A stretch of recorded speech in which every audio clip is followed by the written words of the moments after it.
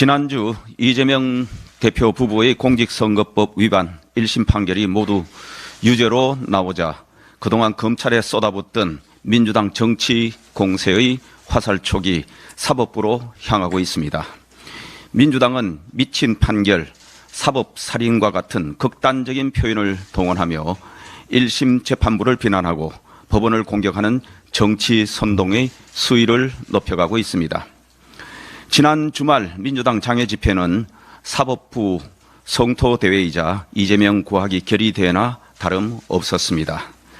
공공연히 대한민국 법치주의의 근간을 무너뜨리겠다는 선언이었습니다. 민주당은 이런 식의 사법부 겁박을 위한 장외 선동 집회를 매 주말마다 열고 있지만 국민의 분노도 그만큼 쌓여가고 있다는 사실을 깨닫기 바랍니다.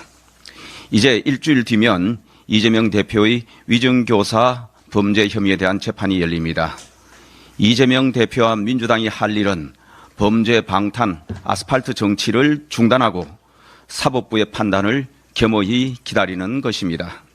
그리고 그 판결에 책임지는 모습을 보여주는 것입니다. 지금 대외 환경의 불확실성이 갈수록 커져가고 있고 안으로는 민생과 경제 상황이 너무나 엄중합니다. 우리 국회가 하루속히 제자리로 돌아와 제 역할을 해야 합니다. 특히 국회가 금투세 폐지, 반도체 특별법 제정, 재건축 재개발 촉진 특례법 제정, 딥페이크 방지법, 북한 오물풍선 피해 복구 지원법과 같은 민생 법안들을 신속히 처리해야 합니다. 그리고 최근 경제 상황이 엄중한 만큼 민생 안정 지원, AI 반도체 등 첨단 전략산업 육성, 지역 균형 발전 등을 위한 내년도 국가 예산안이 법정 기한인 12월 2일 안에 처리될 수 있도록 정쟁은 접어두고 예산 심사에 집중해야 합니다. 국회 연금개혁 특위구성, 인구 전략기획부 출범, 여야정 협의체, 여야의정 협의체 정상 가동 또한 나라의 미래를 위한 시급한 과제입니다.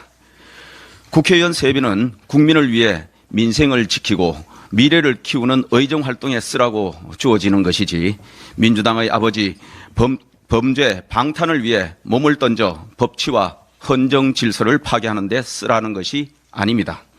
민주당은 국회 다수당의 힘을 더 이상 이재명 대표 방탄에 쏟아붓지 말고 민생국회와 예산국회를 만드는 데 써주길 바랍니다.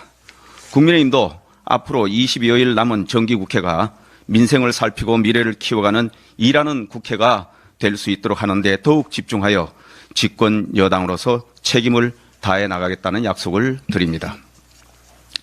페루에서 열린 에이펙 정상회의가 보호무역 부상 기류 속에서 다자간 교육 확대를 기반으로 하는 역내 경제발전 도모라는 비전을 공유하며 막을 내렸습니다. 대한민국은 내년 의장국으로서 우리가 만들어가는 지속 가능한 내일을 주제로 경주에서 열리는 2025년 에이펙 정상회의 준비에 최선의 노력을 다할 것을 약속했습니다. 또한 이번 에이펙 정상회의 기간 중 윤석열 대통령은 한미일 정상회의를 통해 북한군 러시아 파병을 포함한 러북 군사협력을 강력히 규탄하는 공동성명을 채택했습니다. 한미일 정상은 북한과 관련된 유엔 안보리 결의 위반과 회피, 국제 비확산 체제를 약화시키는 모든 시도에 대해 단호히 대응하기로 약속했고 안보를 포함한 협력 강화를 위해 한미일 협력사무국을 설립하기로 합의했습니다. 또한 윤 대통령께서는 한중 정상회담에서 북한의 도발과 러북 군사협력에 대응해 영내 안정과 평화를 도모하는 데 중국이 건설적 역할을 해달라고 당부하자 시진핑 주석은 윤 대통령과 함께 역할을 하겠다고 화답했고 양국 정상은 상호 방문 초청을 제안하기도 했습니다. 이제는 국회가 뒷받침해야 합니다. 외교안보에 있어서 여야가 따로 있을 수 없습니다. 국제사회와 긴밀한 공조를 통해 북한의 러시아 파병과 잇따른 도발로 야기된 한반도 주변 정세 불안을 해소하기 위해서는 입법부의 역할이 매우 중요합니다. 민주당은 북한 전투병의 러시아 파병 규탄 결의안 처리를 입으로만 선언할 것이 아니라 11월 중 본회의 통과를 위한 실질적 논의에 적극적으로 임하며 다수당에 걸맞는 책임과 협조를 다해줄 것을 촉구합니다.